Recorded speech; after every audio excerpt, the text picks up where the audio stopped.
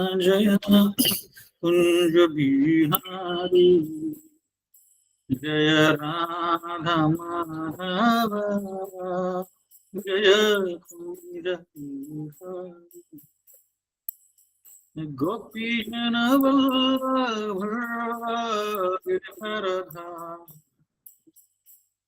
गोपी जन वल्लभ गिरिधरधाम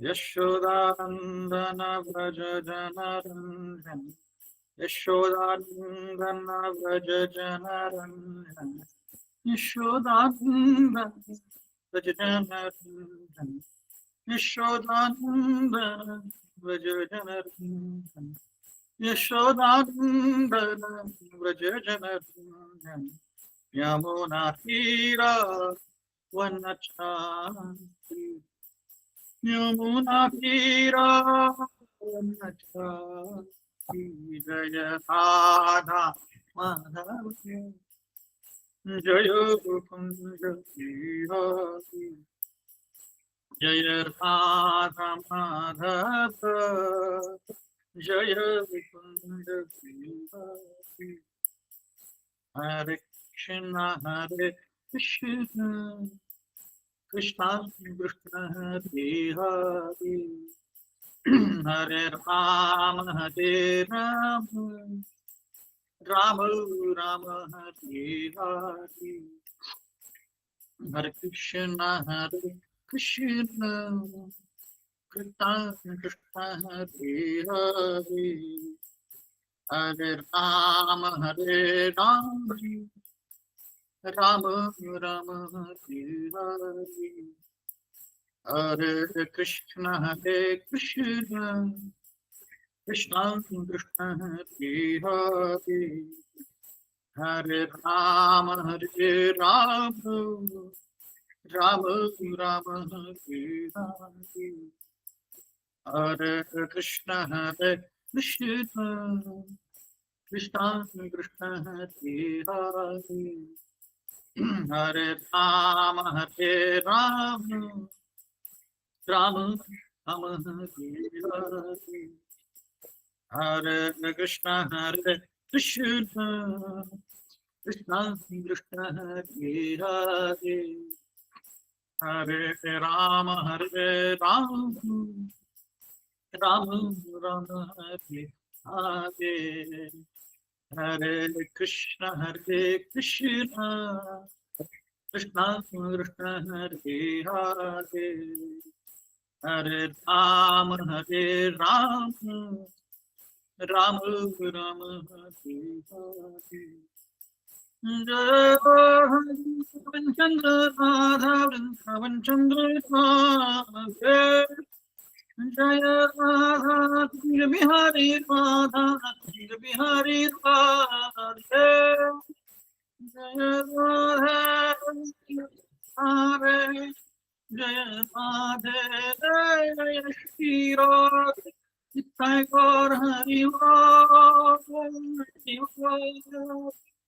हरि बोल नित्य गौर हरि बोल जय जगन्नाथ बलदेव सुभद्रा माई जय सुदर्शन जय गौर नित्य गौर नित्य जय गौर जय जय बालाजी भगवान जय बालाजी भगवान जय जय प्रभुपाद जय जय प्रभुपाद जय जय गुरुदेव जय जय गुरुदेव प्रणाम संकीर्तन की जय श्री प्रभुपाद की ओम ज्ञानतिमिरन्धस्य ज्ञानञ्जनशलाकया चक्षुरुन्मिलितं येन तस्मै श्रीगुरवे नमः श्रीचैतन्यमनोभीष्टं स्थापितं येन भूतले स्वयं रूप कदा मह्यं ददाति स्वपदान्तिकं वन्देऽहं श्रीगुरु श्रीयुतापतिकमलं श्रीगुरु वैष्णवांश श्रीरूपं साग्रजातां सहगण रघुनाथान्वितं तं सजीवं साद्वैतं सावधूतं परिजनसहितं कृष्णचैतन्यदेवं श्रीराधाकृष्णपादान् सहगणललिता श्रीविशाखां नमो विष्णुपादाय कृष्णप्रेष्ठाय भूतले श्रीमते भक्तिवेदांत स्वामिनीति नामिने नमस्ते सारस्वते देवे गौरवाणी प्रचारणे निर्विशेष शून्यवादी पाश्चात्य देशकारणे जय श्री कृष्ण चैतन्य प्रभु नित्यानंद श्री अद्वैत गदाधर शिवासादि गौर भक्तवृंद हरे कृष्ण कृष्ण कृष्ण हरे हरे हरे राम राम राम हरे हरे मूकं करोति वाचालं पंगं लंघयते गिरिं यत्कृपातमहं वन्दे श्रीगुरुदीनसारणम्। हरे कृष्णा। तो आप सभी का स्वागत है इस पहले भगवद गीता कक्षा ऑनलाइन में जो हम शनिवार को करने वाले हैं। तो इसके पीछे का कार्यक्रम ये है कि बहुत सारे, जैसे हमारा संडे के घोरपड़ी का कार्यक्रम में जा नहीं पा रहा था, तो इसके काफी भक्तों ने बोला कि प्रभु जी आप ऑनलाइन ही सही ले लीजिए। तो जो हमने घोरपड़ी में हम कर रहे थे 13 चैप्टर, उससे हम आगे बढ़ेंगे। तो जो भक्त घोरपड़ी के प्रोग्राम से कनेक्टेड नहीं, तो वो सोचेंगे कि प्रभु जी हम बीच में ही कैसे चालू कर रहे हैं 14 चैप्टर। तो भगवद गीता और भागवतम जो है एक गुलाब जामुन की तरह है ना। गुलाब जामुन कहीं से भी खा लो तो वो मीठा ही लगता है ना। तो जैसे हर एक अध्याय जो है वो अपने आप में ही पूरक है हमें समझने के लिए। तो हम प्रयत्न करेंगे, और आज अच्छे दिन पे, एकादशी के दिन पे हम चालू कर रहे हैं, तो आशा करते हैं कि हम चालू रखें इसको। हर 15 दिन में रहेगा ये सेशन, क्योंकि दूसरे सैटरडेज को हमारा काउंसलर मीटिंग रहेगा। तो हम प्रयत्न करेंगे कि थोड़ा सा विस्तार में चर्चा करने के लिए, और फिर देखते हैं कब तक ये चलता है। 18 अध्याय तो हम पूरी करने का प्रयत्न करेंगे अगर भगवान की इच्छा हो तो। तो थोड़ा सा मैं संक्षिप्त में कॉन्टेक्स्ट देता हूँ कि अभी तक क्या क्या हुआ है। तो भगवद गीता जो है वो 3 अलग अलग सेक्शंस में बटी हुई है। 1st to 6th चैप्टर जो है वो भगवद गीता कर्म योग के बारे में बात करता है, 7 to 12 भक्ति योग के बारे में, और 13 to 18 ज्ञान योग के बारे में। तो अभी तक हमने चर्चा किया है 13वें अध्याय तक।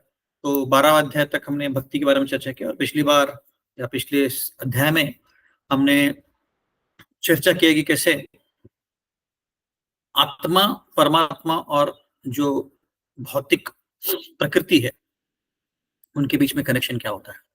तो उसको अलग भाषा में रखा जाए या भगवद गीता की भाषा में रखा जाए तो क्षेत्र के बारे में हमने चर्चा किया है।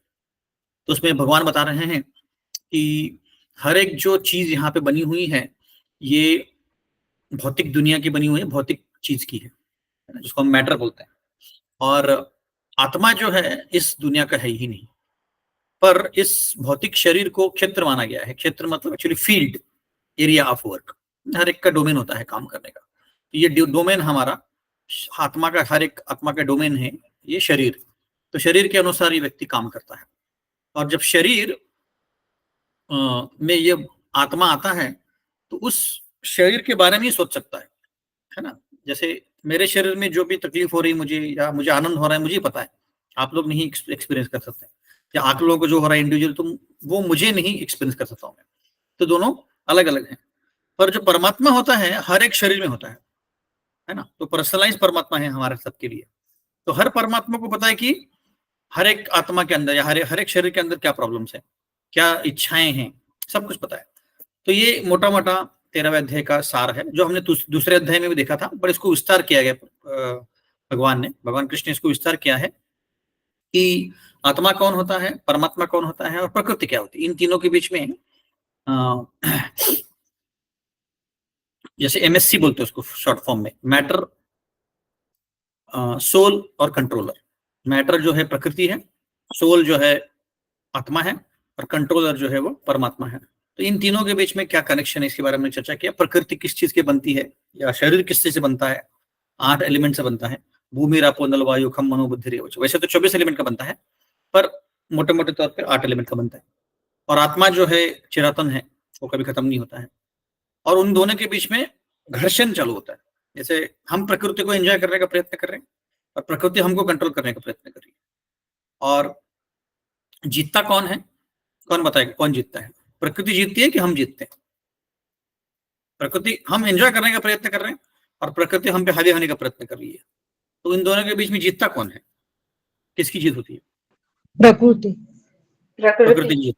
ओके, कितनों को लगता है कि प्रकृति की जीत होती है? हाथ ऊपर करो, डिजिटल हाथ ऊपर कर सकते हैं आप, जो जो कैमरा पे नहीं है। ओके, सबको लगता है कि प्रकृति है। तो जब भी मैं प्रश्न पूछता हूं तो हर एक प्रश्न के ऊपर एक पीछे एक ट्विस्ट होता है, कुछ कुछ जोड़ उसको पता है। तो डिपेंडिंग ऑन पर्सन। ओके, इसको थोड़ा विस्तार करेंगे। अनिल प्रो को समझ में आ गया, बट विस्तार करेंगे प्लीज। एक्चुअली नो, आपका निश्चय कितना दृढ़ है इसके ऊपर डिपेंड रहता है। अगर आप आध्यात्मिक इसमें है तो देन प्रकृति will not win over on you, whereas if you are attached more to the bhautik, then prakriti will definitely, I mean, take a control of. Very good, very good, बहुत अच्छा आंसर। देखिए कैसे ना कि जैसे हम लोग अभी भक्ति करना सीख रहे हैं, तो हम भक्ति करना सीख रहे हैं तो अभी भी क्या है, प्रकृति हमारे ऊपर हावी होती है। जो और अगला अध्याय भी कोइंसिडेंटली इसी ऊपर है, 3 गुणों के ऊपर है। 3 मोड जो हैं हमारे ऊपर हावी होते हैं।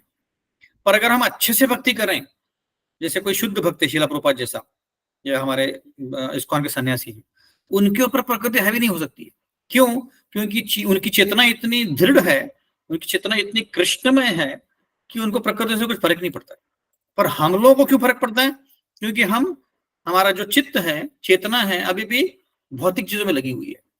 जैसे अभी कुछ, जैसे यूएस मार्केट में रिसेशन आ गया तो हम लोग इफेक्ट होते हैं, क्योंकि स्टॉक मार्केट गिरने लगता है। तो हमारे स्टॉक मार्केट में कुछ पैसे होते तो अरे बाप रे पैसे चले गए, तो हम लोग इफेक्ट होता है।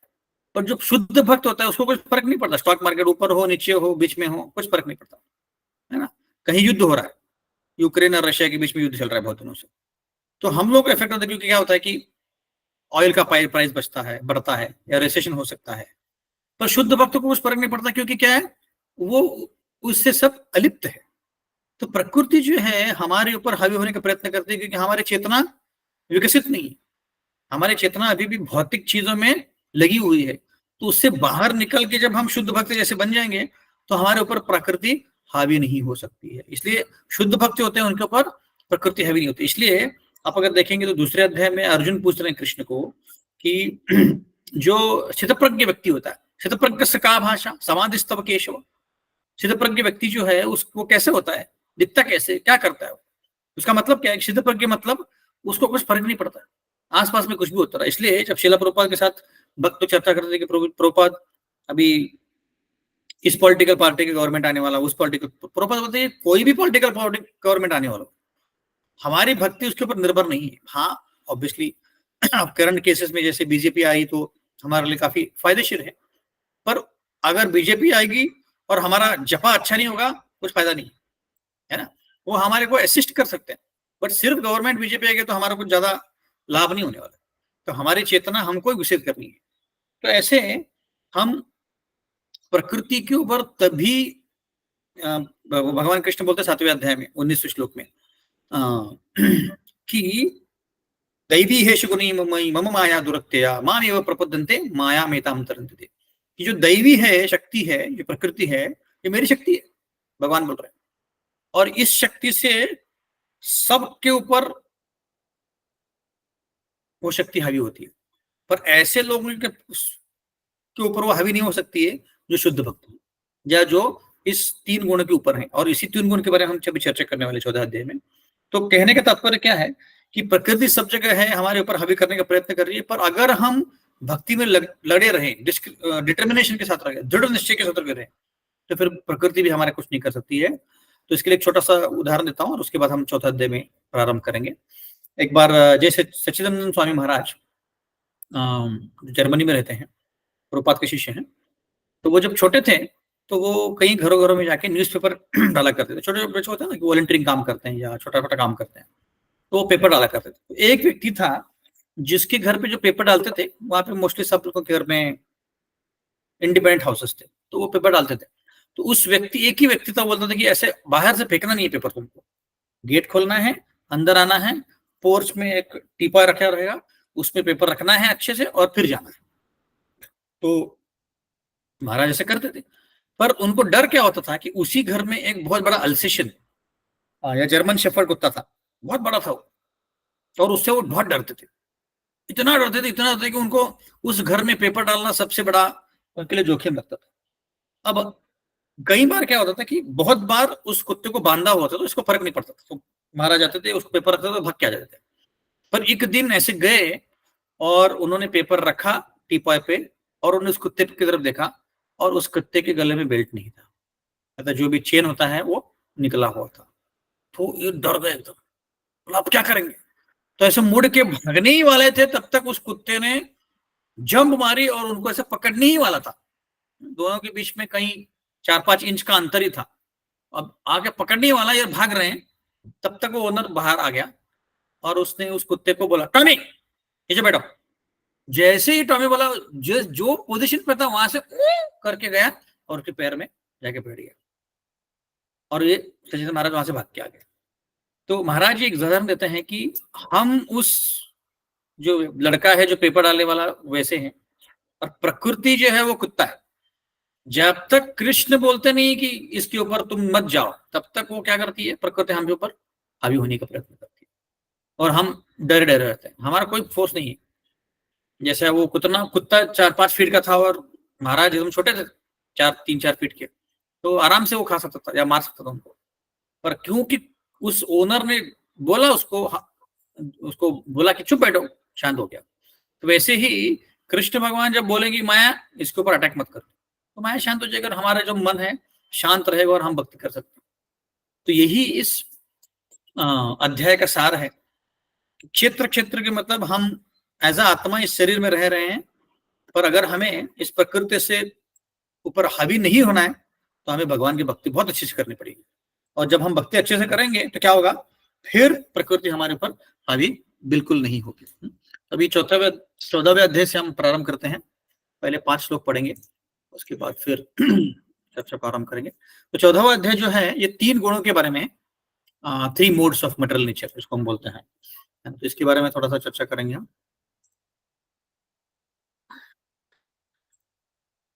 मैं स्क्रीन शेयर कर रहा हूं, तो जैसे जैसे मैं बोलूंगा वैसे वैसे आप अपने अपने जगह पर बोलिए, अनम्यूट करके मत बोलिए, क्योंकि आपको दिख रहा है मेरा स्क्रीन, दिख रहा है ना? Yes bro. तो 3 मोड्स ऑफ मटेरियल नेचर, तो पहले 5 श्लोक पढ़ेंगे। मैं एक बार बोलता हूँ, फिर आप अपनी अपनी जगह अनम्यूट ना किए हुए, म्यूट किए हुए बोलिए। श्री भगवान वाच परम भूय प्रवक्ष्यामि ज्ञानम ज्ञानम ज्ञानानां ज्ञानमुत्तमम् यज्ञात्वा मुने सर्वे पराम सिद्धिं मितो गता। दूसरा श्लोक, इदं ज्ञानमुपाश्रित्य मम साधर्म्यम् आगता सर्गे अपि नोपजायन्ते प्रलये न व्यथयन्ति च। तीसरा श्लोक, मम योनिर्महद्ब्रह्म तस्मिन् गर्भं दधाम्यहम् संभवः सर्वभूतानां ततो भवति भारत।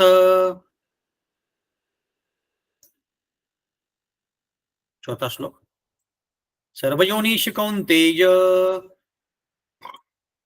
मूर्तयः सम्भवन्ति या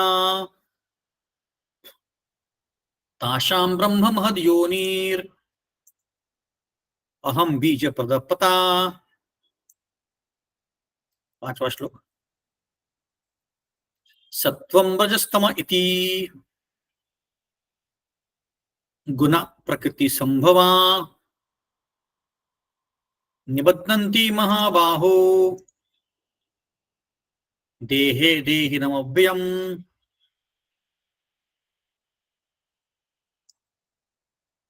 तो ये जो अध्याय है इसमें 3 गुणों के बारे में चर्चा हुई है विस्तार में। अब इस अध्याय में इसका कॉन्टेक्स्ट क्या है और इसका 13वें अध्याय से क्या कनेक्शन है, इसके बारे में चर्चा करते हैं। देखिए, अब भगवद गीता में पूरी तरह से देखेंगे तो कई जगह भगवान कृष्ण जो है गुणों के बारे में बोलते हैं, 3 गुणों के बारे में बोलते हैं, है ना। तो सारे अध्याय में, अलग अलग अध्याय में आप देखेंगे इसके बारे में। जैसे दूसरे अध्याय में एक श्लोक आता है, त्रैगुण्य विषया वेदा निस्त्रिगुण्य भवाजुनो निर्द्वंद्व नित्य सत्वस्थो निर्योग्य क्षमात्मा। 3 गुणों के बारे में बोलते हैं कि त्रैगुण्य विषया वेदा, सारे वेदों में 3 गुणों के बारे में बताया। 3 गुणों में अलग अलग उपासना कैसे करनी है, सत्वगुण में कैसे करनी है, रजोगुण में कैसे करनी है, तमोगुण में कैसे करनी है, इसके बारे में बताया। पर अर्जुन तुम इससे ऊपर उठ जाओ, ऐसे बोल रहे हैं। तो ये एक श्लोक आता है। फिर तीसरे अध्याय में आता है, काम एष रोजे काम एष क्रोध एष रजोगुणो समुद्भव महाशनो महापापमा विद्येन विभेरिना। यहाँ पे क्या बोला गया है, काम एष क्रोध एष रजोगुणो समुद्भव, यहाँ पे रजोगुण आता है। फिर अलग अलग और जगह, कई जगह कृष्ण भगवान इसके बारे में चर्चा कर रहे हैं। तो कई कई बार बोलते हैं कृष्ण भगवान इसके बारे में ना। अभी 13वें अध्याय में भी 22वें श्लोक में हम देखेंगे तो इसके बारे में वर्णन आया है ना। तो उसको खोल के देख लेते एक बार कि क्या बोल रहे हैं भगवान, क्योंकि उसका यहाँ पे कनेक्शन है अभी। क्योंकि अभी आप देखेंगे तो जो अध्याय है अलग अलग, इसका बहुत क्लोज कनेक्शन है। ऐसे नहीं कि रैंडमली भगवान ने अर्जुन को कुछ बोल दिया कि पहले अध्याय में कुछ बोला, दूसरे अध्याय, सारा सबका कनेक्शन है, एकदम डिटेल कनेक्शन है। तो अब देखिए, तीसरा अध्याय में शेयर कर रहा हूं। यहाँ पे भगवान क्या बोल रहे हैं, भगवान बोल रहे हैं, पुरुष प्रकृति स्तो ही भुंगते प्रकृति जान गुना कारणम गुण संगस्य सद असद योनि जन्मशु। इसका ट्रांसलेशन पढ़ते हैं कि जो जीव है इस भौतिक जगत में अलग अलग चीजों को एंजॉय करने का प्रयत्न कर रहा है 3 गुणों के अंडर। क्यों कर रहा है कि भौतिक प्रकृति में के साथ वो संग कर रहा है इसलिए, और इसीलिए उसको अलग अलग प्राणियों में, योनि में जन्म मिलता है ना। यहाँ पे भगवान क्या बोल रहे हैं कि जो जीव है ये 3 गुणों के अंडर है, उसका संग कर रहा है, इसके कारण उसको अलग अलग शरीर मिल रहे हैं। उदाहरण के तौर पर अगर हम बहुत ज्यादा तमोगुणी स्वभाव रहेगा हमारा, तो हमारे को ऐसा जीव मिलेगा जो बहुत ज्यादा सोता है। जैसे कोई पाइथन होता है, क्या बोलते हैं पाइथन को हिंदी में या मराठी में, उसको धामिन बोलते हैं मेरे ख्याल से। तो आप लोगों को पाइथन पता है, बहुत बड़ा सांप होता है, वो एक ही जगह खड़ा बैठा रहता है, आलसी होता है। तो तमोगुणी व्यक्ति हो तो हो सकता है सांप बने, या कोई क्या बोलते भालू बने, जो प्राणी ज्यादा सोते हैं वैसा बने, है ना। तो तमोगुणी में हो सकता है। जो रजोगुणी व्यक्ति है वो अगर उसको नॉनवेज ज्यादा खाना है तो हो सकता है कि वो कार्निवरस एनिमल बने, जैसे बाघ है, सिंह है, वगैरह वगैरह, चीता है। तो ऐसे अलग अलग योनियों में उसको जन्म मिलता है। क्यों? क्योंकि मैं संग कर रहा हूं ऐसी योनि से, उस गुण से, है ना। अगर मैं सत्व गुण में रहूंगा तो हो सकता है कि मनुष्य जन्म मिले, ब्राह्मण बन जाए, है ना। तो यहाँ पे क्या हुआ है कि भगवान बोल रहे हैं कि पुरुष प्रकृति स्तो ही भुंगते प्रकृति जान गुना, कि तुम जैसे संग करते हो वैसे तुमको अलग, तुमको योनि में जन्म मिलने वाला है। और उससे तुम क्या करोगे, एंजॉय करोगे, अच्छा मिलेगा, बुरा मिलेगा, जो भी मिलेगा। तो क्या हो रहा है, हमारा संग जो प्रकृति के साथ हो रहा है 3 गुणों में, उसके कारण तुमको शरीर मिल रहा है ना। तो संग करने से क्या गुण मिलते हैं। जैसे अगर मुझे कोई अच्छा भक्त बनना है, बहुत एंथुजियास्टिक भक्त बनना है, तो क्या करना पड़ेगा, ऐसे भक्त के साथ संग करना पड़ेगा जो बहुत सेवा करता है, बहुत उसमें एंथुजियाज्म है ना। अगर हम आलसी भक्तों से संग करेंगे तो हम भी आलसी बन जाएंगे, है ना। तो ऐसे शास्त्र बताता है, शास्त्र नहीं बताता, साइंस बताता है कि हम, हमारे आसपास के जो 5 लोग हैं जिनके साथ हम ज्यादा संग करते हैं, उसका एवरेज होता है। तो अगर हमें बहुत अच्छा भक्त बनना है तो क्या करना पड़ेगा, हमें अच्छे भक्तों के साथ संग करना पड़ेगा। संग करना मतलब जरूर नहीं कि उनके साथ बैठना, खाना, मूवी में जाना, दैट इज नॉट संग। संग मतलब बैठ के कृष्ण कथा करना है। और अगर आप बोलेंगे प्रभु जी हम कैसे, जैसे स्पेशली माताएं बोलेंगी, प्रभु जी हम कैसे शुद्ध भक्तों के साथ संग कर सकते हैं, पर संग मतलब वो नहीं है। संग मतलब उनका सुनना। जैसे आप अगर कोई गुरु महाराज से अभी दीक्षा लेने का सोच रहे हो तो उनके बारे में रोज आधा घंटा सुनना मतलब संग करना। प्रभुपाद का रोज आधा घंटा सुनना मतलब संग करना। संग करना जरूरी नहीं कि फिजिकल संग, बापू भी हो सकता है, वाणी भी हो सकता है, सॉरी बापू ने। तो 14वां अध्याय यहां से चालू होता है कि भगवान ने जो बताया था कि जो प्रकृति है उसके साथ जब पुरुष संग करता है, पुरुष मतलब जीव की बात कर रहे हैं यहाँ पे। पुरुष 2 अलग अलग प्रकार के होते हैं, एक आत्मा और परमात्मा। जो आत्मा है वो भी पुरुष बनने का प्रयत्न कर रहा है ना। और जो परमात्मा है तो एक्चुअल में ओरिजिनल एंजॉयर है। जैसे 5वें अध्याय में भगवान बोलते हैं भुक्तानाम एक तपसा सर्वमूलको महेश्वरम सुहृदम सर्वभूतानाम ज्ञात्वा माम शांति उच्यति। कौन भोक्ता है? ओरिजिनल कृष्ण भोक्ता, और कोई भोक्ता नहीं। तो पुरुष क्या कर रहा है? प्रकृति के साथ एंजॉय कर रहा है या प्रयत्न कर रहा है, तो उसके कारण उसको अलग अलग योनि में जन्म मिल रहा है। यहां से भगवान ने अभी क्यों लिया है, और ये 14वां अध्याय एक्सपांड होने वाला है, और यहाँ पे गुणों के बारे में चर्चा होने वाली है ना। तो ये 14 इसका कॉन्टेक्स्ट है, इस अध्याय का कॉन्टेक्स्ट बोलते हैं। और इस अध्याय को गुणत्रय विभाग योग भी बोलते हैं, कि यहाँ पे 3 गुणों के बारे में बोला है, इसलिए गुणत्रय 3 गुण विभाग योग ऐसे भी बोलते हैं संस्कृत में उसको। हाँ, अब 14वें अध्याय में जैसे मैंने बताया 3 गुणों के बारे में चर्चा होगी। फिर 15वें अध्याय में बताएंगे कि अभी 14वें अध्याय ये बताया कि भाई तुम अगर 3 गुणों के साथ संग करोगे तो उसका ही तुम पाओगे। पर ये जो बीज है ना, जो हमारा जो अस्तित्व है हमारे इच्छा के बीज के ऊपर है कि हमारे को क्या इच्छा है। तो वो जो बीज है उसका पेड़ कैसे बनता है, ये 15वें अध्याय बताया। इसलिए आप देखेंगे तो 15वें अध्याय का जो शुरुआत है बोलते हैं ऊर्ध्वमूलम मद शाखम अश्वत्थम प्राहुरव्यम, कि ये जो पेड़ है ये भौतिक दुनिया को पेड़ बताया गया, उल्टा है पेड़। उसके जो शाखाएं हैं नीचे है और जो रूट्स हैं वो ऊपर है। जनरली पेड़ उल्टा होता है ना, शाखाएं ऊपर होती है और जो रूट्स नीचे होते हैं। बट ये जो भौतिक दुनिया का पेड़ है उल्टा है। क्यों? क्योंकि आध्यात्मिक जगत का जो पेड़ है उसका ये रिफ्लेक्शन है। तो इसीलिए आप देखेंगे तो उसकी शाखाएं नीचे हैं और रूट्स ऊपर हैं। इसका मतलब है कि बराबर स्पिरिचुअल वर्ल्ड से उल्टा है। स्पिरिचुअल वर्ल्ड एक दूसरे से प्रेम करते हैं, यहाँ पे हम क्या करते हैं, हम प्रेम नहीं करते हैं, हम लस्ट को बढ़ावा देते हैं। मतलब हमारा जो प्रेम है वो क्या है, ओरिजिनल प्रेम नहीं है, सेल्फिश प्रेम है। वहां पे जो अच्छा होता है वहां पे बुरा होता है, एग्जैक्टली अपोजिट होता है। वहां पे लोग सेल्फलेस होते हैं, यहाँ पे सेल्फिश होते हैं, है ना। तो इसीलिए पेड़ उल्टा है, पेड़ उल्टा लटक रहा है। और उसका जो बीज है वो क्या है, हमारी इच्छा। हमारी इच्छा इस दुनिया में भोग करने की है, इसीलिए वो पेड़ चाह रहा है। तो इस अध्याय में बताया गया कि उसके रूट्स को कैसे काटना है, ज्ञान की तलवार से काटना है उसको, है ना। 15वें अध्याय होगा। फिर उसके बाद 16वें अध्याय में चर्चा होगी कि जो साधु पुरुष होता है और राक्षसी प्रवृत्ति के पुरुष, उसमें क्या फर्क होता है, उनके गुणों के बारे में चर्चा हो रही है 16वां अध्याय। फिर 17वें अध्याय में चर्चा हो रही है कि साधु पुरुष ठीक है जो भक्ति करता है, राक्षसी प्रवृत्ति का व्यक्ति है ठीक है क्योंकि वो राक्षसी प्रवृत्ति भगवान को नहीं मानता, बट बीच वाला व्यक्ति भी हो सकता है। किसी की श्रद्धा पूरी तरह से साधु की नहीं है और किसी की श्रद्धा पूरी तरह से राक्षसी की नहीं है, तो बीच वाला व्यक्ति क्या करेगा, उसके बारे में 17वां अध्याय बोलता है। जिसकी जो श्रद्धा है बीच वाली, कभी भक्ति करता है कभी एंजॉय करता है, ऐसी। और फिर 18वां अध्याय जो है पूरे भगवद गीता का समरी है कि अभी तक क्या बताया। जैसे दूसरा अध्याय है वैसे ही 18वां अध्याय, पर 18वां अध्याय और एक्सपांड किया हुआ और बड़ा है। दूसरे अध्याय में 72 श्लोक हैं, 18वें अध्याय में 78 श्लोक हैं, ऐसे। तो ये पूरा 5 चैप्टर्स का ये समरी हो गया। अभी हम 14वें अध्याय से चालू करेंगे, इसमें क्या लिखा हुआ है। तो अभी स्पॉटलाइट जो है, जैसे आपने देखा होगा कभी कभी स्टेज में जैसे कोई फिल्म फेयर अवार्ड होता है या कोई अवार्ड होता है तो उसमें एक स्पॉटलाइट होता है। तो जिस व्यक्ति को प्राइज मिल रहा है उसके ऊपर वो लाइट गिरता है तो वही व्यक्ति दिखता है। तो वैसे ही हर अध्याय का एक अलग अलग स्पॉटलाइट है। आप लोग समझते हो ना स्पॉटलाइट मतलब क्या, मतलब एक ही चीज के ऊपर फोकस है। तो अभी क्या फोकस है, अभी इस अध्याय में 3 गुणों के ऊपर फोकस है। पिछले अध्याय में आत्मा, प्रकृति और परमात्मा, इनके ऊपर फोकस था। अगले अध्याय में क्या होने वाला है, अगले अध्याय में बोलने वाले कि ये जो बीज है, इच्छा का बीज है, उसको कैसे काटा जाए, उसके ऊपर फोकस होने वाला है। ऐसे अलग अलग अध्याय में भगवान अलग अलग फोकस कर रहे हैं, स्पॉटलाइट कर रहे हैं, है ना, ऐसे। अब भगवान यहाँ पे बोल रहे हैं कि देखो भाई ये सबसे बड़ा ज्ञान है, सबसे बेस्ट ज्ञान है। आप बोलेंगे ऐसे कैसे यार, 8वें अध्याय में भी यही बोला, 4थे अध्याय में यही बोल रहे थे, 9वें अध्याय में यही बोल रहे थे कि बेस्ट नॉलेज है। अभी कैसे बोल रहे हैं बेस्ट नॉलेज है?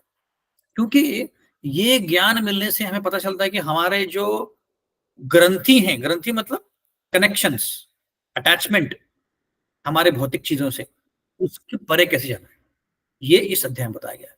अब तक तो हमने ये जाना कि कर्म कैसे करते हैं, फिर भक्ति कैसे करते हैं, ये 12 अध्याय में देखा हमने। और उसके बाद हमने देखा कि आत्मा और पुरुष अलग अलग होता है, आत्मा और प्रकृति अलग होती है। पर इस ग्रंथि को काटना कैसे है, क्योंकि हमें पता है कि मैं आत्मा हूं, मुझे पता है भक्ति करनी है, पर करना कैसे है, क्योंकि ये 3 गुण मुझ पर हावी हो रही हैं। मुझसे सुबह उठा नहीं जाता है, जपा करते तो सोते हैं हम लोग, है ना। या जपा करने तो करते तो फिर कुछ और याद आता है। तो ये तीनों गुण हावी हो रहे तो उसको काटा कैसे जाए? निर्ग्रंथ्या अपि उरक्रमे, ऐसा और भगवत में श्लोक आता है कि उस ग्रंथि को काटा कैसे जाए, यही इस अध्याय में बताया जा रहा है, इसलिए उसको बेस्ट नॉलेज बोलते हैं।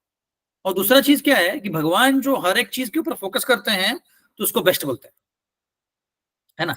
जैसे किसी को कभी कभी अवार्ड मिलता है ना, जैसे अभी आप देखेंगे तो अलग अलग फेस्टिवल होती है, तो उस फेस्टिवल में उस व्यक्ति के ऊपर फोकस होता है। गोवर्धन में गोवर्धन के ऊपर फोकस होता है, राधाष्टमी के राधा के ऊपर होता है, जन्माष्टमी कृष्ण के ऊपर होता है, गौर पूर्णिमा गौरांग के ऊपर होता है। हर एक फेस्टिवल में हर एक फोकस होता है। वैसे भागवतम में देखेंगे आप तो अलग अलग अध्याय में अलग अलग भक्तों के ऊपर फोकस है। शिव जी और दक्ष प्रजापति के बीच में शिव जी के ऊपर फोकस है और दक्ष प्रजापति के ऊपर। आप कोई मूवी भी देखेंगे ना, देखिए मत, पर मैं बता रहा हूं जब देखेंगे तो कोई भी सीन में एक या दो व्यक्ति के ऊपर फोकस होता है, मोस्टली हीरो या हीरोइन के ऊपर होता है या विलन के ऊपर होता है। वैसे ही भागवतम में हर अध्याय में एक व्यक्ति या नायक के ऊपर फोकस होता है। तो शिव जी के ऊपर फोकस जब होता है तो उनकी भर भर के तारीफ होती है। जब ध्रुव महाराज के ऊपर फोकस होता है उनकी भर भर की तारीफ होती है। प्रहलाद महाराज के 7वें स्कंद में फोकस होता है तो प्रहलाद महाराज को इतना गुण गाए गए हैं, तो वहां पे लक्ष्मी का वर्णन नहीं आता है, ब्रह्मा का वर्णन नहीं आता है। वैसे हर एक अध्याय का फोकस अलग होता है, वैसे ही इस अध्याय का फोकस 3 मोड्स के ऊपर है, 3 गुणों के ऊपर है। इसलिए भगवान बोल रहे हैं कि सबसे गहरा ज्ञान है। तो ये ज्ञान मिलने से क्या होगा कि हम समझ पाएंगे कि 3 गुण जो है कैसे हम पे हावी होते हैं, होते क्या है, और मैं कौन से गुण में हूं, और कैसे मैं सत्व गुण पे जाऊंगा। क्योंकि भक्ति करने के लिए सत्व गुण चाहिए, क्योंकि हमें जाना है विशुद्ध सत्व पे। अगर विशुद्ध सत्व में जाएंगे नहीं, शुद्ध सत्व में नहीं रहेंगे तो विशुद्ध सत्व में कैसे जाएंगे। अभी हम रजो तमो और सत्व ये 3 गुणों के अंदर है ना। पर मुझे जाना है सत्व गुण में। सत्व गुण में जाना मतलब क्या वो बताऊंगा मैं डिटेल में, पर सत्व गुण में जाना है मुझे, तो सत्व गुण में जाना तो क्या करना पड़ेगा वो बताया गया है। और मुझे अल्टीमेटली जाना कहाँ है, विशुद्ध सत्व, इन 3 गुणों के परे, त्रिगुण्य विषया वेदा।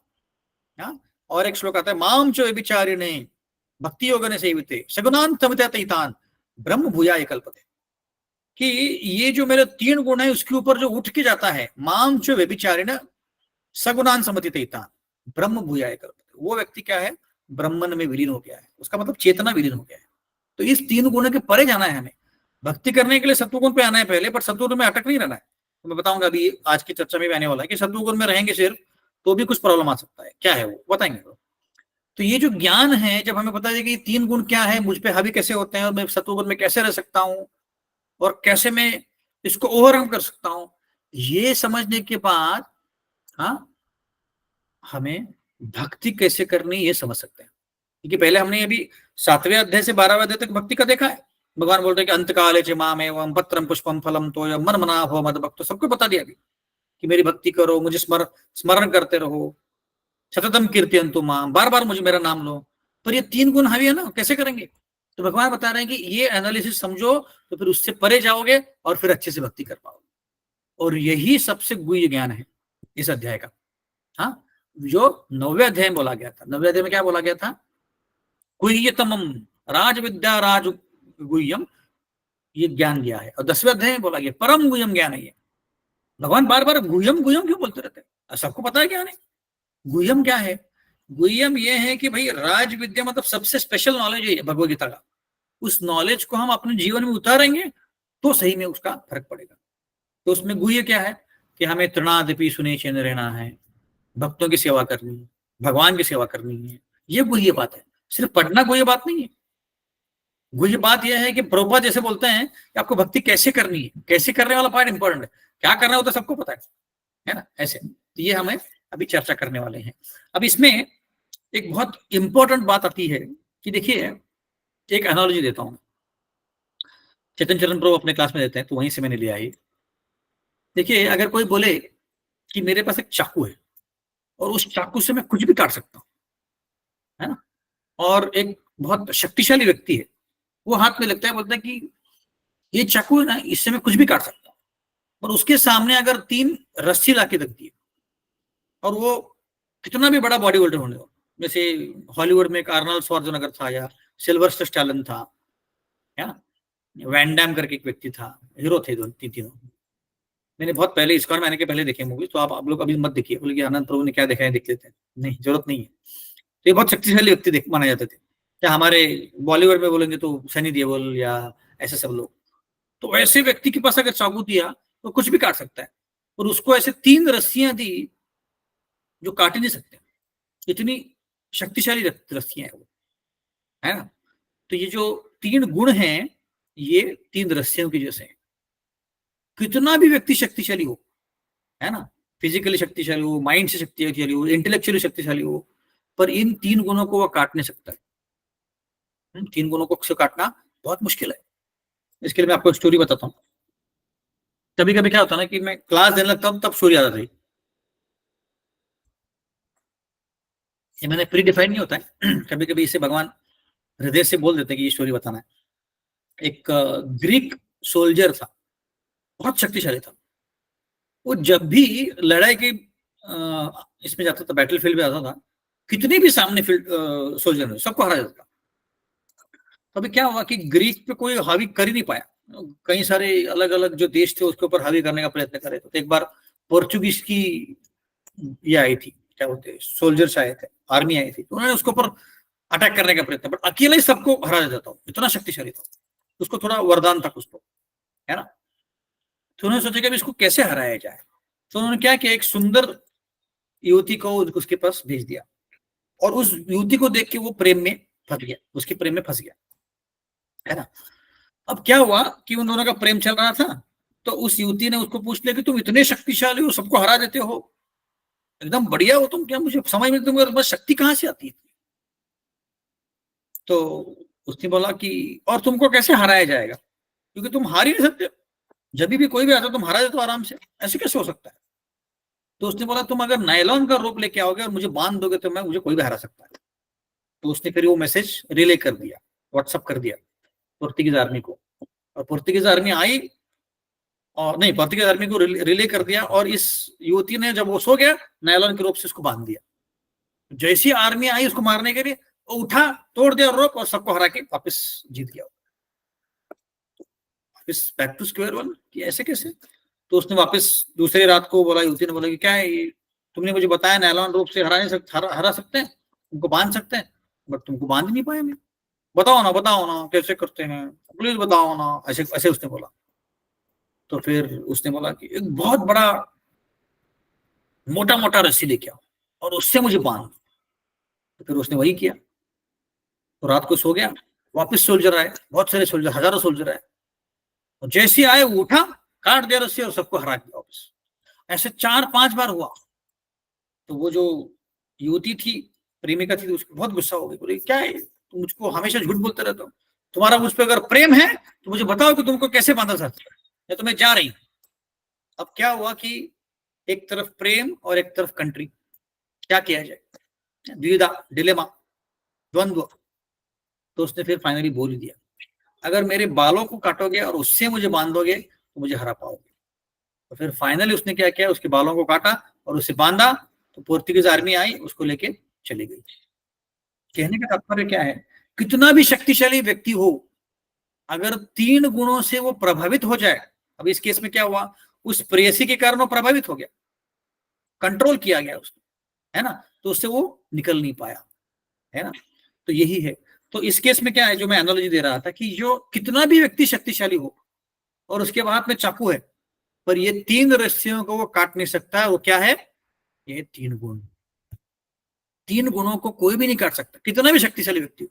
तो भगवान इस अध्याय में बता रहे हैं कि आपके पास अगर भक्ति का चाकू है, तो भक्ति के चाकू से आप 3 गुणों को काट सकते हैं। हाँ, अब तक हमने 6 अध्याय में भक्ति कैसे करनी पता ही है, तो वो भक्ति करेंगे तो धीरे धीरे इन 3 गुणों के परे चले जाएंगे, और 3 गुणों को हम अच्छे से काट पाएंगे, है ना। और फिर उससे क्या होगा, हम इन 3 गुणों से बंध नहीं पाएंगे, और फिर अच्छे से हम विशुद्ध शब्द में चले जा सकते हैं। तो ये इस अध्याय का रहस्य है। ये अध्याय का रहस्य क्या है, कि 3 गुणों को कोई नहीं काट सकता है। ये 3 गुण जो है, आपने कभी कभी देखा होगा, भगवद गीता का जो पुरानी एडिशन है उसमें 3 स्त्रियां हैं और एक व्यक्ति के ऊपर कठपुतली की तरह उसको बांधे हुए हैं, आपने देखा होगा ना। तो ऐसे पकड़ी है उन्होंने, वो 3 गुण है। वैसे ही प्रकृति जो है, इन 3 गुणों के प्रभाव में हमको पकड़ लेती है, और उससे हमें, जैसे कभी कभी होता है ना कि देखो, हमें कभी कभी बहुत अच्छे से जपा करने का मूड करता है। अभी जैसे 17 तारीख को हरदास ठाकुर डिसेबरेज डे है, उस दिन बहुत लोग 108 करते हैं, कोई 192 करता है, कोई 64 माला करता है, बहुत इंतु आता है, क्योंकि बहुत सारे लोग भक्ति जपा कर रहे हैं, तो सबको देख के उत्साह आता है। पर 1-2 हफ्ते के बाद फिर लगता है अरे यार ये 16 माला क्यों करना है, क्यों बताया प्रभुपाद ने 16 माला, 4 ही माला बताना चाहिए, ऐसे लगता है। कभी कभी क्लास में जाने का मन करता है, कभी कभी नहीं करता, क्यों? क्योंकि 3 गुना का प्रभाव है। कभी कभी सत्वगुण ज्यादा होता है, कभी रजोगुण ज्यादा होता है, कभी तमोगुण ज्यादा होता है। आपने देखा होगा कभी कभी नींद ज्यादा आती है तो कभी कभी आती ही नहीं। ये क्यों? क्योंकि ये तीनों गुणों का प्रभाव है, हमारे कंट्रोल में नहीं, तीनों गुणों का प्रभाव है। तो व्यक्ति जो इन तीनों गुणों के परे है, वो कुछ भी हो जाए सुबह 4 बजे उठ जाता है। पर हम लोग क्योंकि बद्ध जीव हैं, क्या होता है, रात को 11 बजे सो गए या 10 बजे सो गए गलती से, और बाप रे 4 बजे कैसे उठना है, 6 बजे उठ जाएंगे, सो जाएंगे, तो 4 बजे उठ नहीं पाएंगे, क्योंकि हमारा गुणों का हमारे ऊपर प्रभाव होता है, ऐसे, है ना। ठीक है, तो अभी हमने कॉन्टेक्स्ट दिया, अभी हर श्लोक पे जाते हैं। तो ये जो अध्याय है ये 3 अलग सेक्शन में बटा गया है। पहले श्लोक से लेकर 13वें श्लोक तक ये है कि एक मिनट इसका थोड़ा सा विस्तार देखता हूं।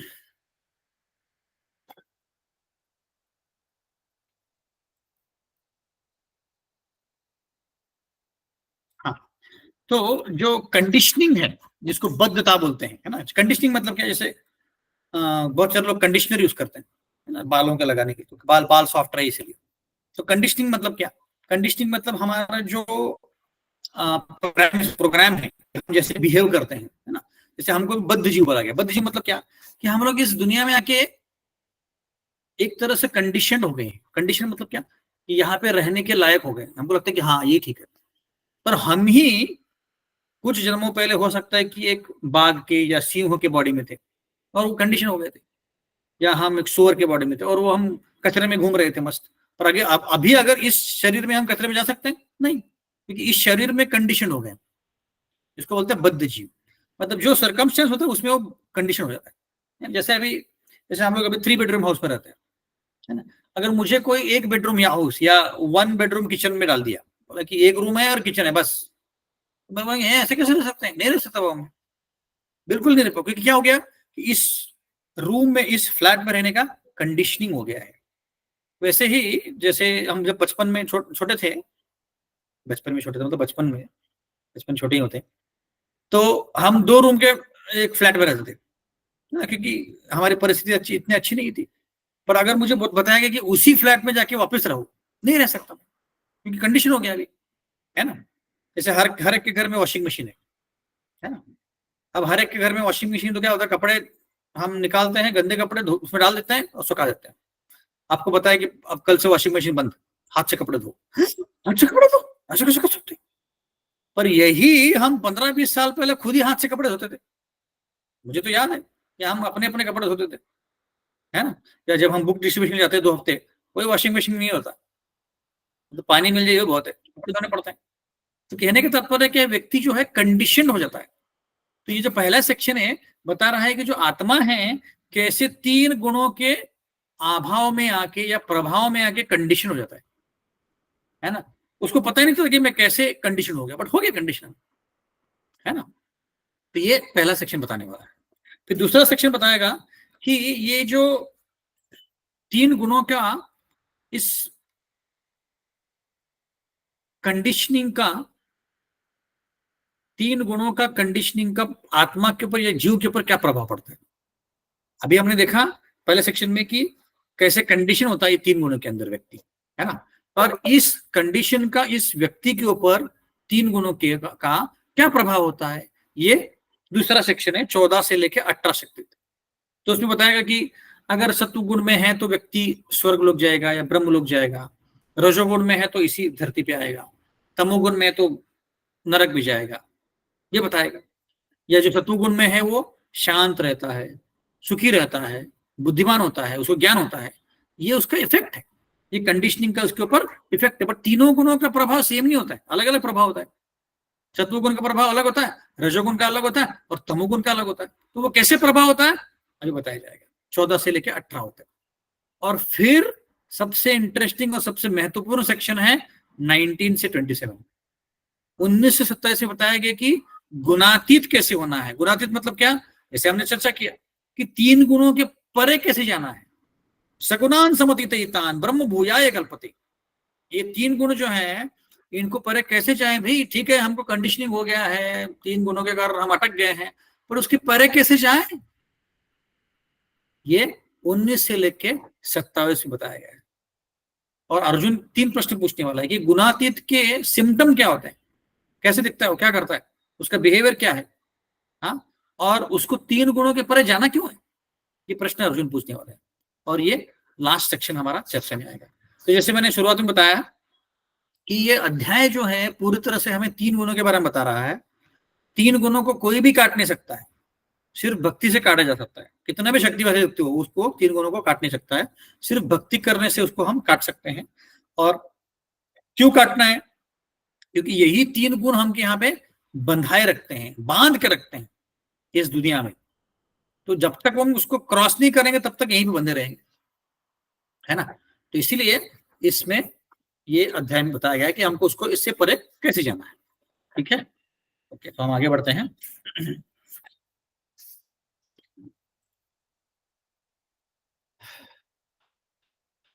तो ये ज्ञान है, ये ज्ञान बहुत महत्वपूर्ण है हमें जानने के लिए कि कैसे हम इससे बाहर निकल सकते हैं। ठीक है, अभी क्या हुआ है कि जो भी हमारा कंडीशनिंग बना हुआ है वो कंडीशनिंग का मूल स्रोत, जैसे मैंने बताया कि 15वां अध्याय का मूल स्रोत क्या है, इच्छा। जो इच्छा का बीज है उसके कारण हम अटके हुए हैं।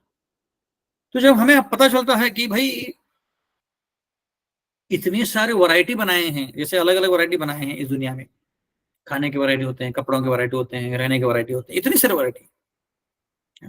यहाँ तक कि हमारा जो बाल है उसके भी अलग अलग वैरायटी होते हैं, किसी के स्ट्रेट होते हैं, किसी करली होते हैं, किसी कुछ होते हैं, किसी कुछ होते हैं, सब वैरायटी यहाँ पे। तो जब वैरायटी को देखता है जीव तो उसको लगता है कि एंजॉय करना चाहिए। तो जब हम ये ज्ञान मिलता है कि जो 3 गुण हैं यही हमें बंधे रख रहे हैं, तो इस इच्छा को कैसे कंट्रोल करना है और उसके परे कैसे जाना है, ये अध्याय बताया गया।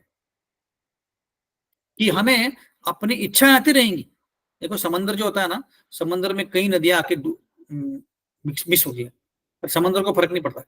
वैसे ही हमारे को जब भक्ति करने लगेंगे कई सारी इच्छा आएंगे, मुझे ये चाहिए, मुझे वो चाहिए, मुझे वहां पे घूमना है, ये करना है, पर उसकी इच्छा से परे जाना है।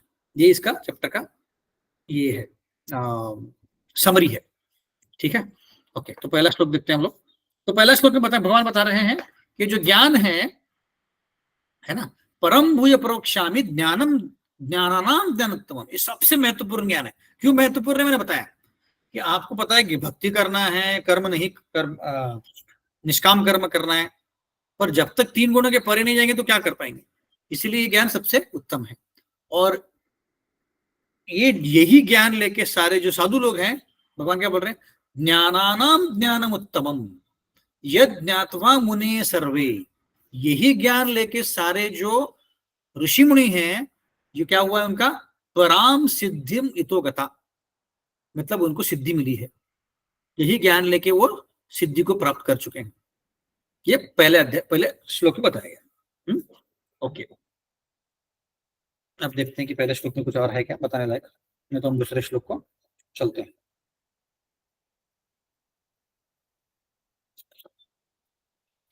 ठीक है, ये इतना ही बताना था। अब दूसरे श्लोक में जाते हैं हम लोग।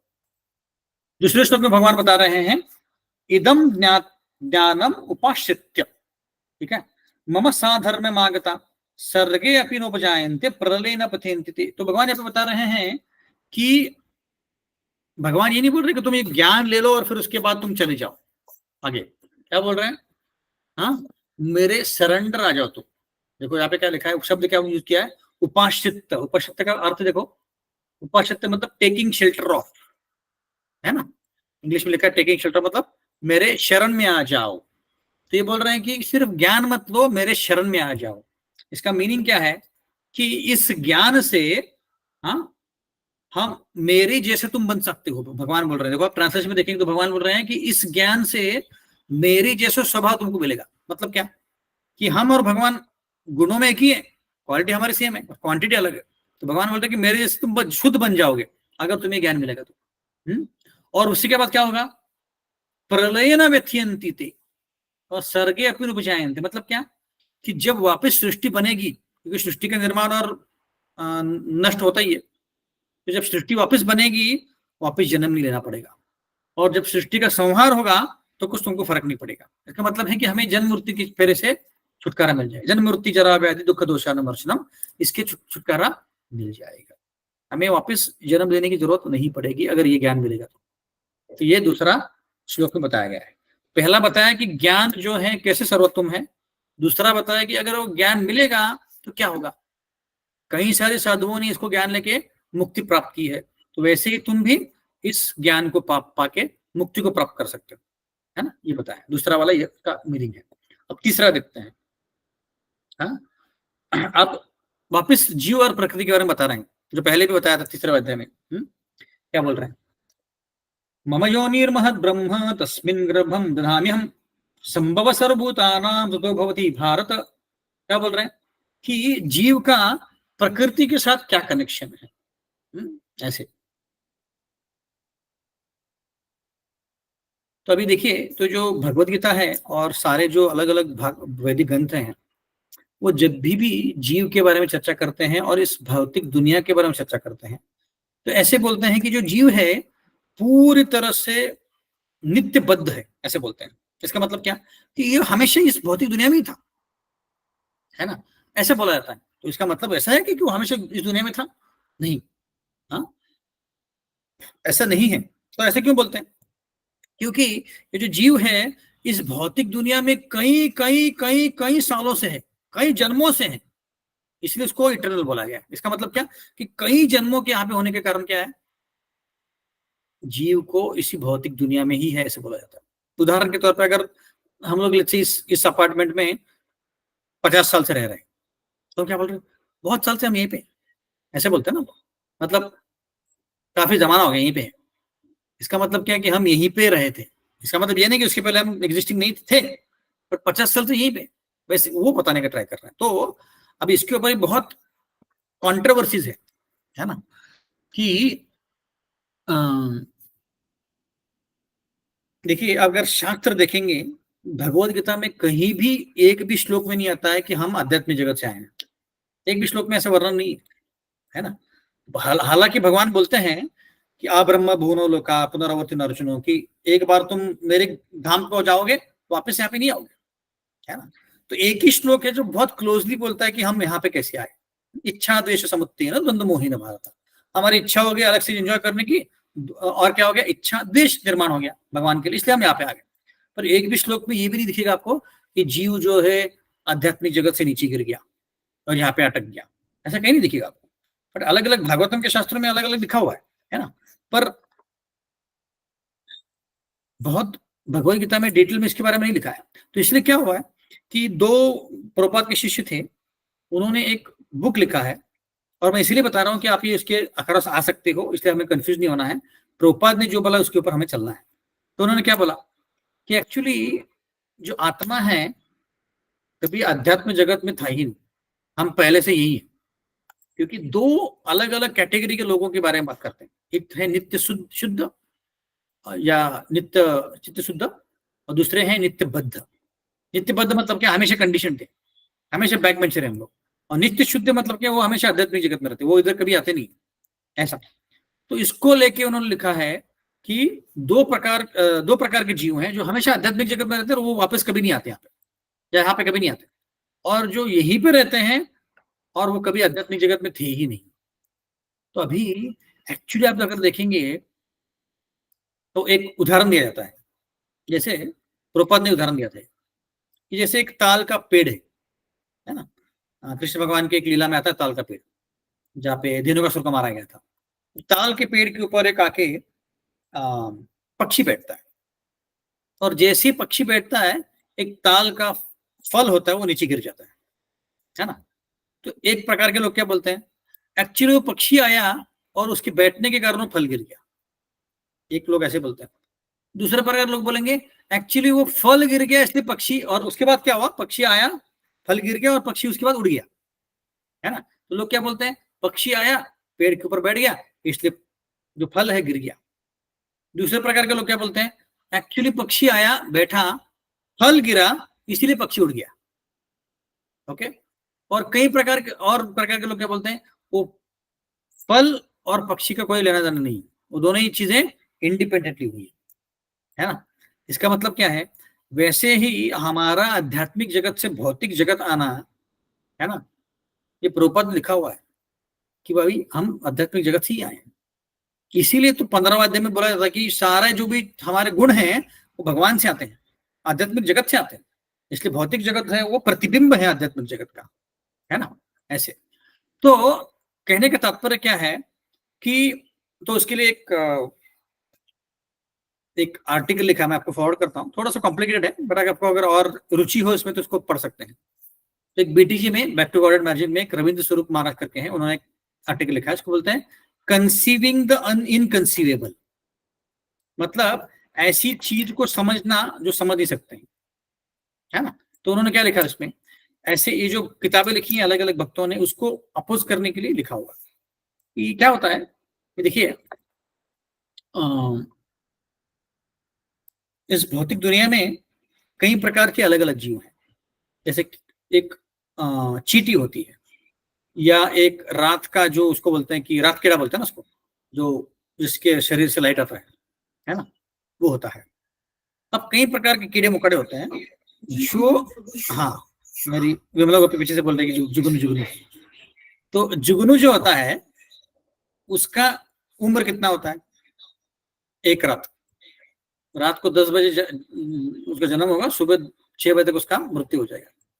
और जन्म से मृत्यु तक जो जो हम लोग करते हैं सब होता है उसका बचपन होता है, उसका शादी होता है, बच्चे होते हैं, शादी नहीं होता होगा, बट सब कुछ जो हम करते सब कुछ करता है एक ही रात में, सब कुछ खत्म हो गया, बच्चे हो गए, सब हो गया, और वो मर भी गया। वैसे ही चींटी का होता है। और भी प्राणी है जो जिसका उम्र ज्यादा नहीं होता, जैसे कुत्ते होते हैं, मैक्सिमम 7-8 साल उनका उम्र होता है ना। और कुछ प्राणी है तो उनका बहुत ज्यादा उम्र होता है, जैसे टॉर्टाइज होता है, कछुआ, उसका उम्र हजारों साल रहता है, 1000 साल, 500 साल। या पेड़ होता है, जैसे रेडवुड पेड़ है कैलिफोर्निया में, वहां के पेड़ों का उम्र है 5000 साल, 10,000 साल। तो कहने का तात्पर्य क्या है, इसी भौतिक दुनिया में भी हम देखते हैं कि हर एक जीव का अलग अलग उम्र रहता है। थोड़ा ऊपर जाते हैं, स्वर्गलोक में जाएंगे तो स्वर्गलोक में जो एक दिन होता है हमारे 6 महीने का इक्विवेलेंट होता है। और थोड़ा ऊपर ब्रह्मलोक में जाएंगे, और ब्रह्म विमोहन लीला में हम पढ़ते हैं इसको, ब्रह्मलोक में एक क्षण वहां का यहाँ का 1 साल होता है ना। तो अगर आप एक ट्राइंगल बनाओगे, है ना, तो उस ट्राइंगल के ऊपर जो है ब्रह्मलोक है, और जो नीचे है वो क्या है, धरती है। तो धरती के ऊपर या ऊपर नीचे भी जा सकते हैं, नरक लोक भी जा सकते हैं, पर यहाँ पे जो उम्र है, यहाँ पे जो लाइफ स्पैन है वो ज्यादा है ना। ज्यादा है मतलब क्या, वो लाइफ स्पैन और जो ब्रह्मा का लाइफ स्पैन है, वो जो टाइम है, वो दोनों अलग अलग है। वहां पे गाड़ी स्लो चल रही है, यहाँ पे गाड़ी फास्ट चल रही है ना। वहां का 1 सेकंड, 1 मोमेंट, मतलब हमारा 1 साल है ना, तो हमारी गाड़ी फास्ट चल रही है, तो उनका गाड़ी स्लो चल रहा है। स्वर्ग में एक दिन मतलब हमारा 6 महीना है, तो जब तक ये 6 महीने में हमारा सब कुछ खत्म हो जाता है, मतलब खत्म नहीं होता, 6 महीने में कई सारी चीजें हो जाती है, तो उनके यहाँ पे क्या है, एक ही दिन गुजर जाता है, ये टाइम स्पैन है। अब उसके ऊपर जाओ, अगर ब्रह्मा लोक को क्रॉस करके जाओगे और पूरा भौतिक जो ब्रह्मांड है इसको क्रॉस करके जाओगे, तो आध्यात्मिक जगत पहुंचे, तो वहां पे जो टाइम रुक ही जाता है।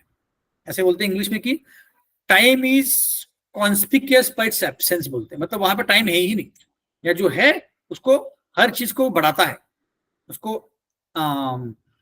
यहाँ पे क्या होता है, टाइम क्या करता है, टाइम फैक्टर हर एक चीज को घटा देता है, और वहां पे हर एक चीज को बढ़ाता है। जैसे मैंने एक एप्पल बाहर रख दिया तो वो 2-3 दिन में सड़ जाएगा। वैसे हमारी जो बॉडी है, जैसे मेरे बाल अभी सफेद हो गए तो मेरा शरीर अब बूढ़ा बड़ा हो रहा है, और आध्यात्मिक जगत में ऐसा नहीं है। तो कहने का तात्पर्य क्या है, देखिए हर एक सिस्टम जो है, प्लेनेटरी सिस्टम में अलग अलग टाइम है ना। और उसके हिसाब से जो आध्यात्मिक जगत में रहता है ना, आध्यात्मिक जगत में जो जीव है वहां पर टाइम बिल्कुल नहीं है। इस एनालॉजी से हम समझ सकते हैं कि हर एक प्लैनेटरी सिस्टम में हर एक जीव अलग अलग इसमें रहता है, और उससे हम समझ सकते हैं कि दोनों आध्यात्मिक जगत और भौतिक जगत अलग है, और जीव जो है यहाँ का है ही नहीं। तो उससे हम समझ सकते हैं कि जीव वहीं से यहाँ पे आया है, यहाँ पे हमेशा नहीं, ये बताने का प्रयत्न कर रहे हैं। ऐसे ठीक है। तो मुझे पता नहीं आप लोग कंफ्यूज हो गए कि समझ गए, बट ये थोड़ा सा मैंने शॉर्ट में बताया कि इसके ऊपर कंट्रोवर्सी बहुत है, और शास्त्रों में वर्णन दोनों साइड से है।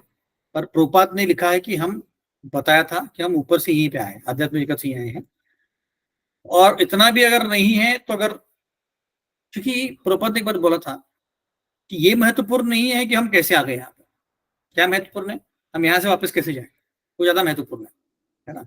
यहाँ पे कैसे आए तो वहां पे जाएंगे तभी पता चलेगा, अभी तो पता चलना बहुत मुश्किल है। आप बोलेंगे प्रभु जी मुझे याद ही नहीं कैसे आए थे, आप नहीं है, भगवान ने हमें उतनी शक्ति दी ही नहीं है। तो इससे ज्यादा क्या है करें हम, वहां पे कैसे जाएंगे इसके ऊपर ज्यादा फोकस कर सकते हैं। ओके, तो अभी अगले श्लोक पे जाते हैं, तीसरा श्लोक, चौथा श्लोक सर। तीसरा और चौथा श्लोक जो है ये जीव और प्रकृति के बीच में कांटेक्ट कैसे होता है इसके ऊपर लिखा हुआ है। तो तीसरे श्लोक में भगवान बता रहे हैं कि इस महत तत्व को, मतलब ये जो सारा मटेरियल चीजें हैं, भौतिक चीजें हैं, उसको महत तत्व बोलते हैं या प्रधान भी बोलते हैं। जैसे मैं उदाहरण देता रहता हूँ कि अगर कोई कुकिंग करने गया किचन में तो सारी सामग्री लगा लेते हैं हम लोग। चपाती के लिए जो आटा होता है, जो मसाला का डब्बा होता है, सारी चीजें इकट्ठा कर लेते हैं। अभी तक कुकिंग चालू नहीं किया तो उसको बोलते हैं महत तत्व या प्रधान। अभी तक कुछ चालू नहीं हुआ है, सब इंग्रेडिएंट्स आ गए। तो जब तक महाविष्णु उसको देखते नहीं है, उसको एक्टिवेट नहीं करते, ऐसे किचन में जब तक कोई स्त्री जाती नहीं है और उसको कुछ ऊपर कुछ कर दी नहीं है, तब तक खाना बनेगा नहीं, प्रसाद बनेगा नहीं, भोग बनेगा नहीं। तो ऐसे जब तक महाविष्णु आके उसको देखते नहीं है तब तक उस जो भी इंग्रेडिएंट्स है उसका कुछ होता नहीं। तो महाविष्णु देखते हैं भौतिक प्रकृति की तरफ, तब वो एक्टिवेट होती है। इसका मतलब क्या, एक्टिवेट होती है मतलब क्या, कि सारे जीव जो हैं इस भौतिक दुनिया में आए हैं वो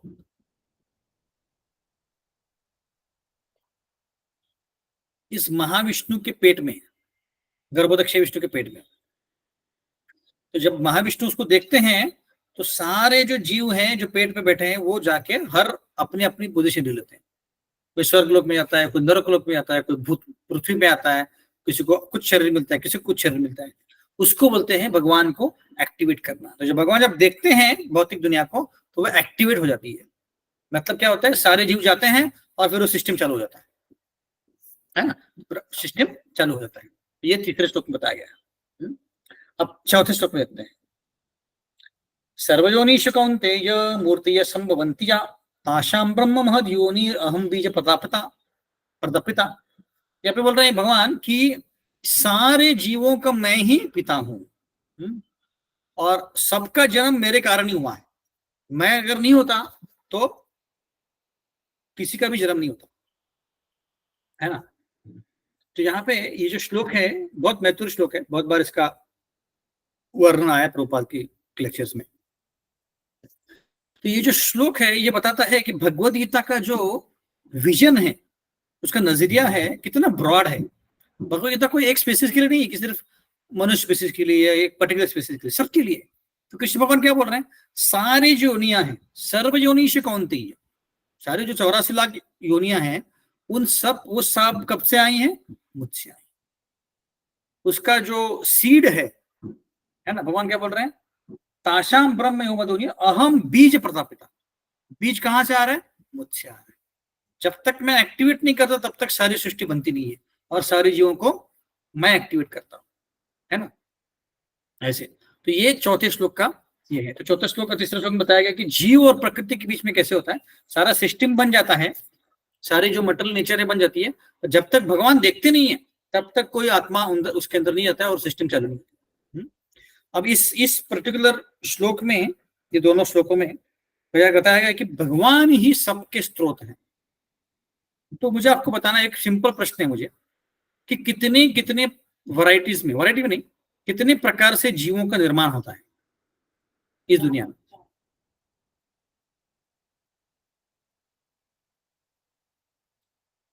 कितने प्रकार से, कितने कैटेगरी से जीवों का निर्माण होता है यहाँ। आप अनम्यूट करके बोल सकते हैं। जन्म कैसे होता है, गेस कर सकते हैं?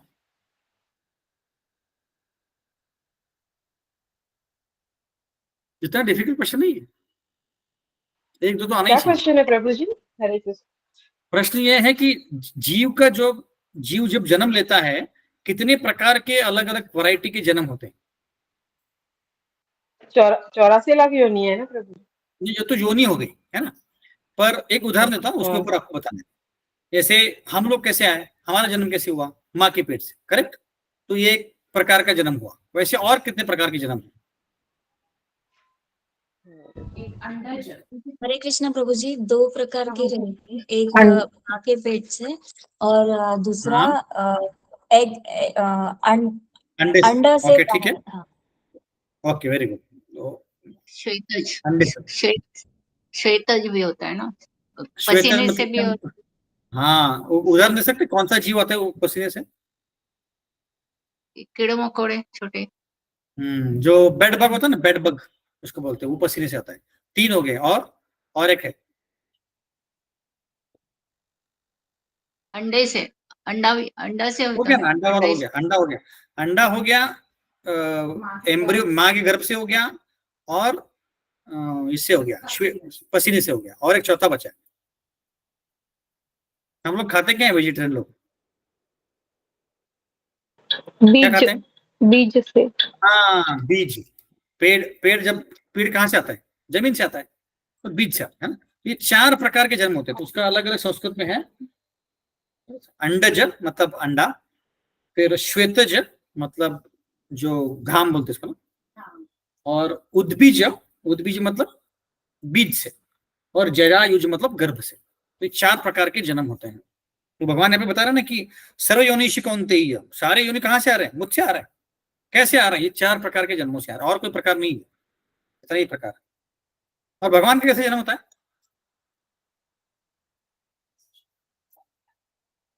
भगवान का जन्म ही वो आदि अनादि है। सच्चिदानंद है प्रभु जी। सच्चिदानंद होता जन्म। इन 4 में से कौन सा प्रकार का जन्म है उनका? भगवान का प्राकट्य होता है प्रभु जी। प्राकट्य होता है। आप लोग गोल गोल घूम रहे हो, पर उत्तर नहीं दे रहे हो। इन 4 में से कौन सा प्रकार का जन्म है भगवान का? आदि अनादि है। भगवान की कोई भी प्रकार से नहीं होता है। नहीं है प्रभु जी, कोई भी ऐसा नहीं, कोई भी प्रकार से नहीं होता है। में से कोई भी प्रकार से नहीं होता है। जब वासुदेव और देवकी जब जेल में थे, तो वसुदेव के हृदय से देवकी के हृदय में भगवान ने एंटर किया। हमारे जैसे उनका जन्म नहीं होता। उनका जन्म इसलिए अलग है। जन्म कर्मच्च में दिव्यम एवं विविधतत्वता तत्वा जन्म उदर जन्म नेति माने। उनका जन्म जो है एकदम क्या है? ट्रांसेंडेंटल है। हमारे जैसा नहीं हो, एकदम टोटली अलग है। ठीक है, तो अब हमने आज 4 श्लोक देखे। हमने ये देखा कि 3 गुण कितने महत्वपूर्ण हैं। अभी हमने चालू नहीं किया पूरा डिस्कशन, बहुत गहरा विषय है ये, पर हमने चर्चा किया है कि ये 3 गुणों से हम प्रभावित हैं, और इसलिए जो हम कार्य कर रहे हैं वो 3 गुणों के प्रभाव के अंदर कर रहे हैं। तो अगर हमें भक्ति अच्छे से करनी है तो हमें सत्व गुण में पहले जाना पड़ेगा, और धीरे धीरे फिर हम विशुद्ध सत्व में चले जाएंगे। पर सत्व गुण में जाने के लिए क्या करना पड़ेगा? उसको पहले हम देखेंगे कि हर एक गुणों का प्रभाव कैसे होता है, क्यों होता है, और सत्व गुण में कैसे जाएंगे। ये हम अगले कुछ सेशन में चर्चा करेंगे। पर जब तक हम इस नॉलेज को नहीं समझेंगे तब तक हमें भक्ति अच्छे से नहीं कर पाएंगे, क्योंकि 3 गुणों से हम बंधे हुए हैं, है ना। और उसको हमको उसका चाकू से हमको तोड़ना है। कौन सी चाकू? भक्ति की चाकू से उसको कट करना है। हरे कृष्णा। कोई प्रश्न है किसी को? जो गुरुपड़ी प्रोग्राम से कनेक्टेड नहीं थे उनको समझ में आ रहा है? कुछ प्रश्न है? विद्या माता जी, धनश्री माता जी, अनिल सही ना? अजित तो ड्रॉप हो गया मेरे ख्याल से। प्रभु जी समझ में आ रहा है? प्रीति माता जी? यस मुझे समझ में आ रहा। ठीक है, विजेता माता जी, यस पूछिए। हरे कृष्ण प्रभु जी, दंडवत प्रणाम। तो आज जो आपने विषय पे बात किया कि ये 3 प्राकृतिक गुण है, मतलब हमने भी बहुत बार सुना है, रजोगुण, तमोगुण और सत्वगुण। तो सवाल हमेशा यही रहता था कि इन गुणों के परे कैसे जाए या गुणों में अपने आप को सत्वगुण तक कैसे लेके जाए उस लेवल तक, ताकि हम अपने में डेवलपमेंट कर सकें। Correct. तो आज का लेक्चर सुन के मुझे काफी अच्छा लगा। बीच में 2-3 बार मेरा बैकड्रॉप हुआ फैमिली की वजह से, तो मेरा थोड़ा 2-3 पॉइंट मिस हो गया।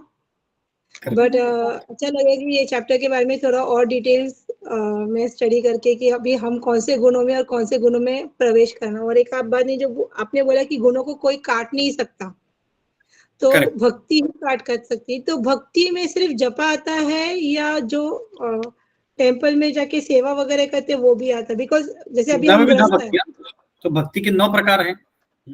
श्रवणम कीर्तनम विष्णु स्मरणम पाद सेवनम अर्चनम वंदनम दास्यम सख्यम आत्म निवेदनम, 9 विधा भक्ति। तो 9 प्रकार की भक्ति, श्रवण कर सकते हैं, कीर्तन कर सकते हैं, श्रवणम कीर्तनम विष्णु स्मरणम भगवान को याद कर सकते हैं। ऐसे 9 प्रकार की चीजें होती है।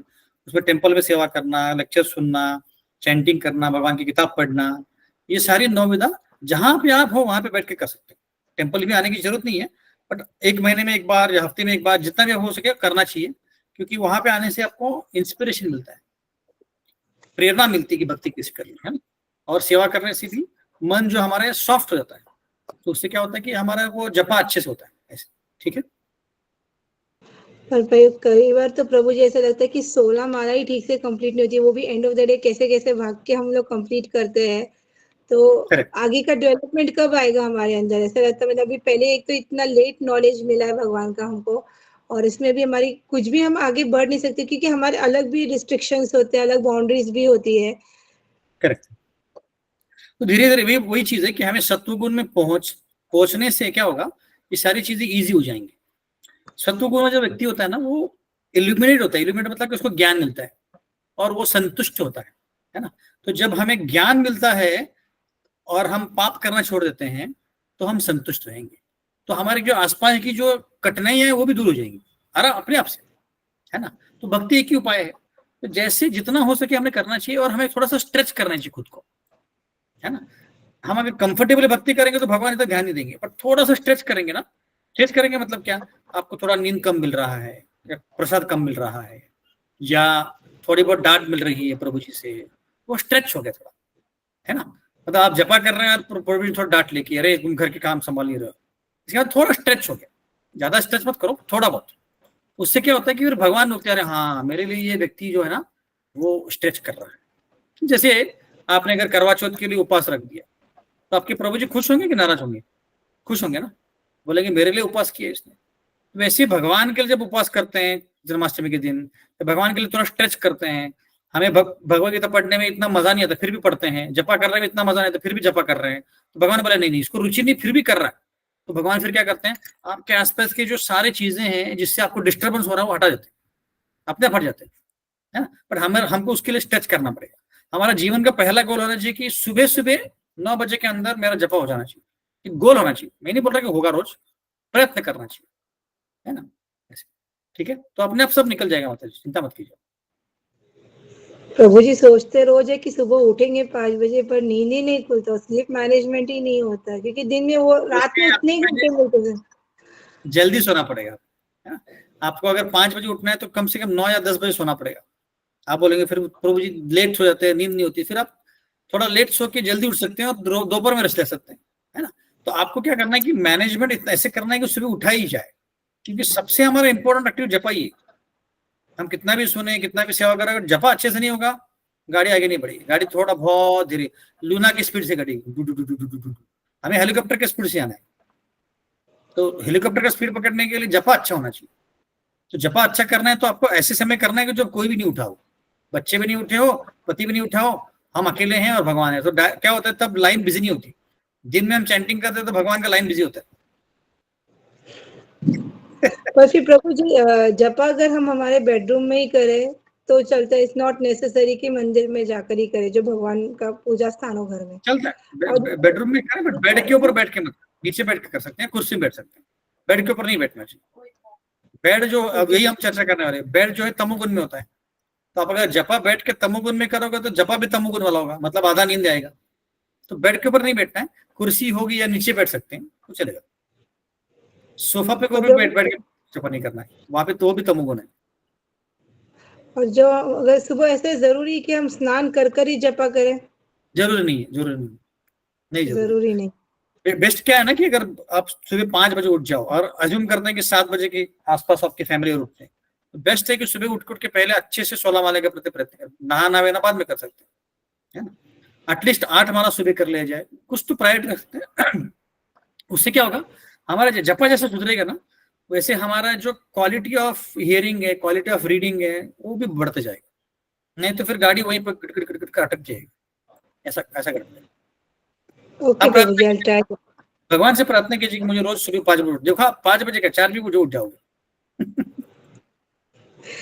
I'll try Prabhuji. Thank you Prabhuji. Yes Anil प्रभु या अनुराधा माता जी।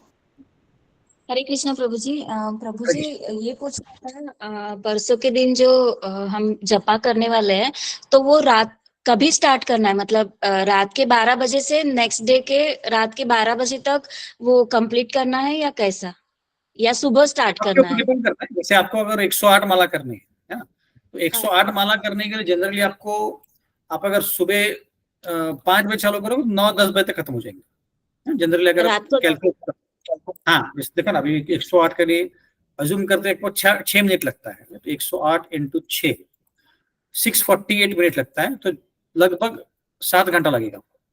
नहीं सॉरी, 7 घंटा नहीं, 11 घंटा लगेगा, है ना। तो आपको अगर 192 करना है तो फिर आपको सुबह 2 बजे उठ के रात के 12 बजे तक करना पड़ेगा। वो डिफिकल्ट है थोड़ा सा, बट आप पहले 108 या 64 ट्राई कर सकते हैं, है ना। और 108 करना है तो इसमें मतलब 11-12 घंटे लगेंगे आपको, तो उसके हिसाब से प्लान कर सकते हो। तो आप अगर पूरा मंदिर में दिन भर रहोगे तो तीनों प्रसादम अवेलेबल है, ब्रेकफास्ट, लंच, डिनर। सुबह 5:30 से खुला है, आप अगर 5:30 आ जाओगे तो यहाँ पे कर सकते हो। हाँ, भक्ति वेदांत हॉल में सब कुछ अवेलेबल है ना। आपको पॉसिबल है तो, आपको अगर पॉसिबल नहीं बच्चों के कारण, तो घर में जितना हो सके उतना करो। जब बच्चे बाहर चले तब मंदिर आ जाओ, वो भी चलेगा। ओके धन्यवाद। बट सब लोग थोड़ा एक्स्ट्रा करने का प्लीज प्रयत्न करो, क्योंकि एक्स्ट्रा करेंगे तो क्या होता है ना कि मन के ऊपर थोड़ा सा मन सॉफ्ट हो जाता है। मन को पता चलता है कि अरे इसने 48 माला की है, 64 माला की है। दूसरे दिन जब 16 माला करना पड़ेगा तो कुछ नहीं लगेगा, मन बोलेगा अरे तो पागल है, तो चपाई करता रहता है, मैं शांत हो जाऊंगा, तो उसको इफेक्ट होता है। ठीक है, और क्या प्रश्न किसी को?